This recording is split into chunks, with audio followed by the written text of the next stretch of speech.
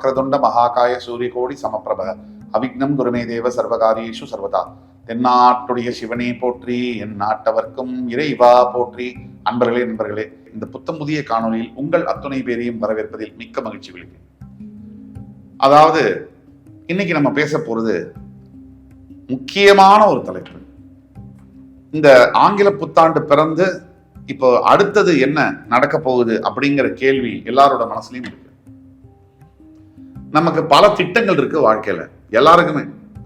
குழந்தைங்களை படிக்க வைக்கணும், ஒரு நல்ல வீடு வாங்கணும், அவங்களுடைய எதிர்காலத்தை பற்றின கனவுகள், அதே மாதிரி திருமணம் ஆகாமல் இருக்கக்கூடியவர்களுக்கு நல்ல ஒரு மணமகன் அமையணும், பெற்றவங்களுடைய கவலை.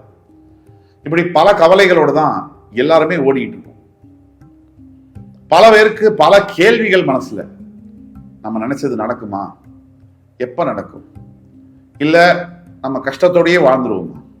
இந்த கேள்விகளுக்கான பதில்கள் கிரகங்களுடைய நகர்வுகளை பொறுத்து தான் அமையும்.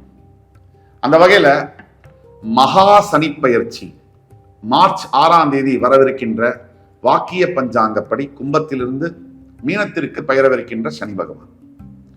சனி பகவானை பொறுத்த வரைக்கும் ஒவ்வொரு ராசியிலும் 2.5 வருஷம் இருக்காரு. இது எல்லாருக்குமே தெரியும்.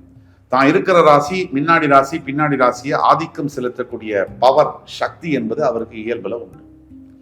சனி இப்போ இந்த சனி பயிற்சியினுடைய பலன்கள் பிரத்யேகமாக சிறப்பு பலன்கள் 12 ராசிகளுக்கும் இன்று முதல் தொடக்கம். மேஷம் முதல் மீனம் வரை சனி பகவானுடைய ஆட்டம் ஆரம்பம். இன்றைக்கு நாம பார்க்க போவது துலாம் ராசி. அதாவது இந்த வீடியோல துலாம் ராசி அன்பர்களுடைய குணாதிசயங்கள் சுருக்கமா சொல்லிட்டு, சனி பயிற்சி மூலியமா, அதாவது வருகின்ற மார்ச் 6ஆம் தேதி கும்பராசியிலிருந்து மீனராசிக்கு வாக்கிய பஞ்சாங்கப்படி பெயரவிருக்கின்ற சனி பகவானுடைய பலன்கள், அந்த சனி பயிற்சி பலன்கள் துலாம் ராசிக்கு எப்படி இருக்கும், துலாம் ராசிக்காரர்கள் எதை எதிர்பார்க்க வேண்டும், எதை எதிர்பார்க்க கூடாது, அதை பேசிட்டு பரிகாரம் ஏதாவது செய்ய வேண்டியது இருக்கா அதையும் பார்த்துக்கணும். வாங்க விரிவா பேசலாம். துலாம் ராசி காலபுருஷ தத்துவத்துடைய 7ஆம் வீடு என்பது துலாம் ராசி. துலாம் ராசி என்பவர்களுக்கு உழைப்பின் சிகரம், உன்னதமான பண்புகள் இருக்கும், அடுத்தவர்களுக்காக மனம் இறக்கப்படும் சுபாவம் இருக்கும், கடினமான உழைப்பு. நம்ம ஏற்கனவே சொன்னோம், அந்த உழைப்பிற்கேற்ற ஊதியம் கிடைக்காமல் வருத்தமும் இருக்கும். அதே மாதிரி துலாம் ராசி என்பவர்களுக்கு சுருக்கமா காதல் வந்துடும். காதல் விஷயத்துல துலாம் ராசி என்பவர்களைப் போல அனுபவிச்சு காதல் செய்யக்கூடியவர்கள் யாரும் இருக்க முடியாது. துலாம் ராசி என்பவர்களுக்கு அவர்களே ஒரு விஷயத்தை சாதிக்க முடியுமா முடியாதா அப்படிங்கிற ஒரு சந்தேகம் என்பது எழும். தானே தன்மேல் சந்தேகப்படுவது, தன்னம்பிக்கை இழந்தாமல எதிர்மறையான எண்ணங்கள் சில சமயம் வந்து போகும். சிறு வயதிலிருந்து கஷ்டப்பட்டு படிப்படியாக முன்னேறி 35-40 வயதுக்கு பின்னாடி வாழ்க்கையில் மிகப்பெரிய உயரங்களை எட்டக்கூடிய அமைப்பு துலாம் ராசிக்கு உண்டு. இந்த சனி பயிற்சி துலாம் ராசியில் உச்சம் பெறக்கூடிய சனி பகவான். அதாவது எல்லா பயிற்சிகளிலும் சனி பயிற்சிக்கு மட்டும் அத்தனை கவனம் ஏன்? உலகம் முழுக்க பூஜைகள், புனஸ்காரங்கள், பயம். ஐயோ, சனி பகவான் பயிற்சியாளர் நமக்கு ஏதாவது ராசிக்கு கெடுதல் பண்ணிடுவாரோ, ஒரு சிலருக்கு ஒரு விதமான நடுக்கமே இருக்கும் கூட சொல்லலாம். அப்படிப்பட்ட சனி பகவான் துலாம் ராசியில் உச்சம் பெறக்கூடியவர், தர்மகாரகன், நீதியை நிலைநாட்டும் தர்மத்தின் தலைவன் சனி பகவான். சனி பகவான் யாரு அப்படின்னு பல தடவை நம்ம பேசியிருக்கோம். யார் ஒருவர் நல்ல கர்மாக்களை செய்கிறார்களோ அவர்களுக்கு சனி பகவான் நல்ல பலனையே தருகிறார். யார் ஒருவர் தீய கர்மாவை செய்கிறாரோ ராசிக்கு அப்பாற்பட்டு அவர்களை தண்டிக்கிறார் சனி பகவான். அவர் தர்மத்தின் காரகன்.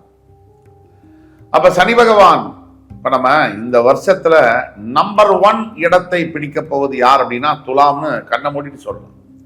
கிட்டத்தட்ட 25-30 வருஷத்துக்கு பிறகு துலாம் ராசி என்பவர்களுக்கு ஒரு சரியான ஒரு நேரம், நல்ல காலகட்டம் வருது அப்படின்னா அது மிக இல்லை. துலாம் ராசி என்பவர்களை பொறுத்த வரைக்கும் பிக்சர் பர்ஃபெக்டான ஒரு இயர் இந்த இயர் அப்படின்னு நம்ம சொல்லலாம். எந்தெந்த கிரகங்கள் எங்கெங்கே இருக்க வேண்டுமோ அங்கங்கே இருக்கிறது.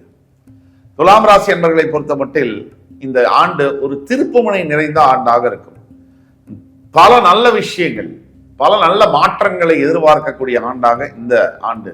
என் வாழ்க்கையில எவ்வளவோ வருஷமா நம்ம பட்ட கஷ்டம் எல்லாம் விடிவுக்கு வரப்போகுது அப்படிங்கிறத சத்தியமா சொல்ல முடியும். அதாவது இந்த காணொலியை பார்த்து கொண்டிருக்கக்கூடிய துலாம் ராசி நேயர்களுக்கு நம்ம என்னடா லைஃப்ல நமக்கு நல்லதுன்னு ஒண்ணு இருக்குமா இருக்காதா, நம்ம கஷ்டங்கள் எல்லாம் எல்லாரும் எதிர்பார்க்கிறது எது, ஜோதிடம் மூலியமா ராசி பலன் மூலியமா எதிர்பார்க்கக்கூடியது நம்மளுடைய துன்பங்கள் துயரங்கள் ஒழியுமா, நமக்கு நல்லதுன்னு நடக்குமா, இந்த எதிர்பார்ப்புல தான் அத்தனை பேரும் பார்க்கணும். உண்மையை சொல்ல போனா துலாம் ராசிக்கு மட்டும் இந்த இயர் 12 ராசிகள்ல நம்பர் 1 இடம் அப்படின்னு நம்ம உறுதியா சொல்ல முடியும். இப்ப ஜனவரி புத்தாண்டு பிறந்து 3 வாரம் கழிச்சிருக்கோம். இந்த ஆண்டுல இருந்து மார்ச் 6ஆம் தேதியிலிருந்து கிட்டத்தட்ட துலாம் ராசிக்கு ஒரு விடிவு காலம் பிறக்க போகும் அப்படின்னு நம்ம உறுதியா சொல்ல முடியும். எப்படி அதை சொல்றோம் அப்படின்னா, எப்பவுமே ராசிக்கு 3, 6, 11 சனி வரும்பொழுது மிக யோகமான பலன்களை செய்வார். எப்படி வரதில்லை, அவர் கிட்டத்தட்ட ஒரு 25-30 வருஷத்துக்கு அப்புறம் தான் 6ஆம் இடத்துக்கு வருவார். அப்ப வரும்போது நல்ல பலன்களை செய்வார். 6ஆம் இடம் எதை குறிக்கும்? கடன், நோய், மறைமுக எதிரிகள், இதை குறிக்கக்கூடிய இடம். இந்த 3 விஷயங்களும் ஒரு மனிதனுடைய வாழ்க்கையில நிம்மதியை தீர்மானிக்கக்கூடிய விஷயங்கள். கடன் பட்டார் நெஞ்சம் போல் கலங்கி நின்றான் இலங்கை வேந்தன் அப்படின்னு நம்ம சொல்லுவோம். அப்ப கடன் இல்லாத வாழ்க்கை மிகப்பெரிய நிம்மதியான தூக்கத்தையும் ஆரோக்கியத்தையும் கொடுக்கக்கூடிய வாழ்க்கை. நோய், நோயற்ற செல்வமே குறைவற்ற வாழ்வை தரும். அதாவது எத்தனை படிப்பு, பணம், பதவி, பெயர், புகழெல்லாம் இருந்தாலும் உடம்புல நோய் இருந்தால் எதையுமே அனுபவிக்க முடியாத ஒரு யோகத்தை நாம் பெறுகிறோம். அப்ப நோய் அதுவும் தீர்ந்து போகக்கூடிய ஒரு காலம். நோய்கள்லாம் எப்படின்னா, துலாம் ராசி என்பவர்களுக்கு யாருக்காவது ஆரோக்கிய பிரச்சனை இருக்குன்னா அதை வெளியில கொண்டு வந்து அந்த ஆரோக்கியம் சரியான முறையில் அதுக்கு ட்ரீட்மெண்ட் எடுத்து அது சரி செய்யப்படும். அதுக்கு உண்டான பைசாவெல்லாம் கடவுளே ஏற்படுத்துவார். அதே மாதிரி எதிரிகள், யார் ஒருவருக்கு எதிரிகள் இருக்கணும், இருந்தா தான் வாழ்க்கையில முன்னேற்றம். எதிரிகள் இருந்து அந்த எதிரிகளை நீங்கள் வெல்ல வேண்டும், அந்த யோகத்தை பெற வேண்டும். இப்ப பல வருஷமா துலாம் ராசிக்கு அப்படி இப்படின்னு வாழ்க்கை நகர்ந்து போயிடுச்சு, சரியா ஒன்றும் இல்லை. இப்ப இந்த ஆண்டுல இருந்து துலாம் ராசிக்கு மிகப்பெரிய ஒரு யோககரமான ஆண்டாக துவக்கம். எப்பவுமே கெட்டதும் தனியா வராது, நல்லதும் தனியா வராது. நம்ம ஏதோ ஒரு புள்ளியில நம்ம வாழ்க்கை நல்லதை நோக்கி தொடங்குகிறது. அந்த புள்ளி தான் இந்த புள்ளி. இந்த மார்ச் 6 முதல் துலாம் ராசி என்பவர்களுக்கு 6ஆம் பாவத்தில் வரக்கூடிய சனி பகவான் முதல்ல குறைவற்ற செல்வத்தை தருவார். 2வது நோயற்ற வாழ்வை தருவார். 3வது எதிரிகளை துவம்சம் செய்யக்கூடிய கேப்பபிலிட்டி, திறமை, தைரியம், இதையும் தருவார். இது 3 ஒரு பக்கம் இருக்கா. அடுத்து ஜூன் 2 வரக்கூடிய குரு பயிற்சியும் உங்களுக்கு சாதகமாகவே இருக்கு. தற்சமயம் குரு பகவான் உங்கள் ராசி மீது பார்வை செலுத்தி கொண்டிருக்கிறார். இந்த பார்வையின் மூலியமாவே பல யோகம் உங்களுக்கு கிடைக்கும். குரு இருக்கின்ற இடத்தை விட அவர் பார்க்கின்ற இடத்திற்கு தான் கோடி புண்ணியம், வலிமையே அதிகம். அப்ப குரு பகவான் 5ஆம் பார்வையாக தற்சமயம் உங்கள் ராசியை பார்த்து கொண்டிருக்கிறார் ஜூன் 2 வரைக்கும். அப்ப ஜூன் 2 வரைக்கும் குருவுடைய பலம் இருக்கு. மார்ச் 6ல் இருந்து சனியுடைய பலமும் சேரும். அதுக்கு அடுத்தது ஜூன் 2 குரு பயிற்சி. அதாவது மிதுனத்திலிருந்து கடகத்துக்கு வரக்கூடிய குரு பகவானால் உங்களுக்கு ப்ராப்ளம் வருமான்னு கேட்டா இல்லை, அதுவும் இல்லை. அப்படி வரக்கூடிய குரு பகவான் உங்களுடைய ராசியின் 2, 4, 6ஆம் இடங்களை பார்ப்பார். எந்த பக்கம் திரும்பினாலும் துலாம் ராசிக்கு அப்படியே கிரகங்கள் கணக்கச்சிதமாக எங்கெங்கே இருக்க வேண்டுமோ அங்கங்கே இருக்கின்றன. இப்ப துலாம் ராசி என்பவர்களுக்கு இனிமேல் நீங்க செய்ய வேண்டியது ஒண்ணுதான். சனி பயிற்சியால் உங்களுக்கு என்னென்ன நன்மைகள் வரும்னு பார்த்துட்டோம்.